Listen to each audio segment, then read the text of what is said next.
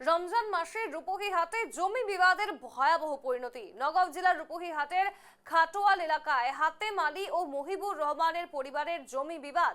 এই বিবাদের সূত্রে সংঘর্ষ। হাতেম আলী নামে এক ব্যক্তি নিহত হয়েছেন।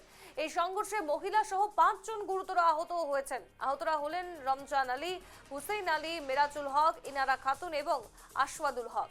আহতদের প্রথমে রূপহী মডেল হাসপাতালে ভর্তি করা হয় এবং পরে উন্নত চিকিৎসার জন্য নগাঁও মেডিকেল কলেজ হাসপাতালে স্থানান্তর করা হয়েছে।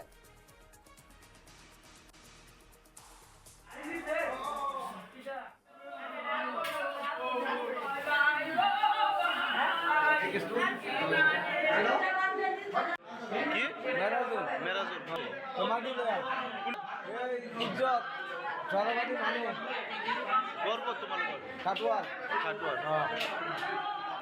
ইজ্জত ইজ্জত বহুত মানুষ 50 কি হয়েছে? কি লোক আছে লাগিছে? কোনে কোনে মারিছে আপনার? ইজ্জত রহমান মাস্টার হান্নান আর বহুত মানুষ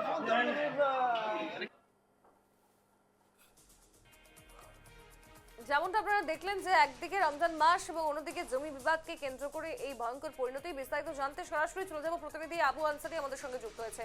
আবু, কি বলবে কি কারণে এই জমি বিবাদ, কতদিন ধরে চলছিল এই জমি বিবাদ, এবং পরবর্তীতে পুলিশকে জানাচ্ছে দুই পরিবারের মধ্যে কারা কারা আহত হয়েছেন, তাদের এখনের অবস্থা কিরকম?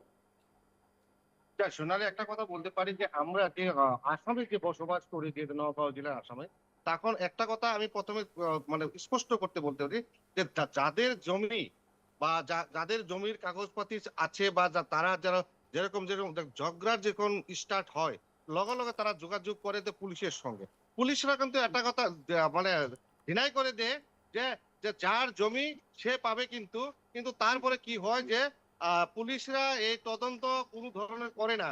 যার আরেকটা কথা হলো যে আমাদের যে গ্রামে যে মাতব্বররা ছিল, মাতব্বরও এই যে ভূমি কেন্দ্রের সংঘাতের সঙ্গে জড়িত থাকে, তৃতীয় পক্ষের হিসাবে জড়িত থাকে। কারণ একটাই, যার জমি তারা জমিতে গেলে বা যার যার নামে জমি নেই তারা এই জমিকে দখল করতে সক্ষম হয়। কারণ একটাই, তারা মাতব্বর যেগুলো আছে মাতব্বরের সঙ্গে কথাবার্তা পাতে তারা এরকম কাজ করতে হয়। আর যে কালকার যে ঘটনাটা ঘটেছে, যে দুই ফৈদর মাঝে যে ভূমিকেন্দ্রিক সংঘাত হয়েছে রমজানের যে রমজান মাসের যে ঘটনা ঘটেছে, দিনতান্ত্রিক ঘটনা, এরকম ঘটনা আমাদের নগাঁও জেলার জুড়িতে হোক বা রূপহীহাটাতে হোক বা আমাদের বিভিন্ন এলাকাতে এই ভূমিকেন্দ্রিক সংঘাতটা বেশি হয়েছে। কারণ একটাই, পুলিশরা প্রথম যদি পুলিশের কাছে যায়, যাদের নিজের মাটি ভূমি ছিল তারা যদি কোনো এফআইআর করে, যাদের বিরুদ্ধে করে, তারা কি করে যে পুলিশরা একটা কথা বলতে পারি যে এই পুলিশরা এই জাগর মাটি নেই বা ভূমি নেই বা জমি নেই তাদের সঙ্গে সঙ্গ করে বা যাদের জমি আছে তাদের সঙ্গে জমি মানে সঙ্গ দেয় না। আর আইনগত ভাবে তারা একটা ডিনাই করতে দেয় যে এটা জমিটা হচ্ছে সার্কুলে যে কাজ করবে সার্কুলে করবে, আমরা এটা দেখতে পারবো না। তার সঙ্গে এই ঘটনাটা ঘটে যায় যে তারপরে মারপিট হয়, আঘাত হয়, তারপরে মৃত্যুর মুখ পড়ে যে আমাদের নগাঁও যে বিভিন্ন যে এলাকা আছে এলাকাতে ভূমি নিয়ে এই কর্মকাণ্ডটা ঘটে। আরেকটা কথা বলতে পারি যে আমাদের যে গ্রামে মাতব্বর ছিল, মাতব্বর আছে, সেই মাতব্বর কিন্তু তৃতীয় পক্ষে মাতব্বর হয়ে এইগুলো কাজ করতে বাধ্য হয়। কিন্তু আমি একটা কথা বলতে পারি, মুখ্যমন্ত্রীকে বা সরকারকে অনুরোধ জানাই আমরা, যে জনতায় অনুরোধ জানাচ্ছে যে এই ঘটনাটা নিয়ে নগাঁও জেলায় যে বেশি বেশি কিন্তু ভূমি সংঘাত হয়ে থাকে। কারণ একটাই, যে তৃতীয় পক্ষ হচ্ছে মাতব্বর, গাঁয়ের মাতব্বরে হোক বা চোরের মাতব্বরে হোক, এক ধরনের কাজ করে যে টাকার জন্য তারা এরকম কাজ করতে পারে।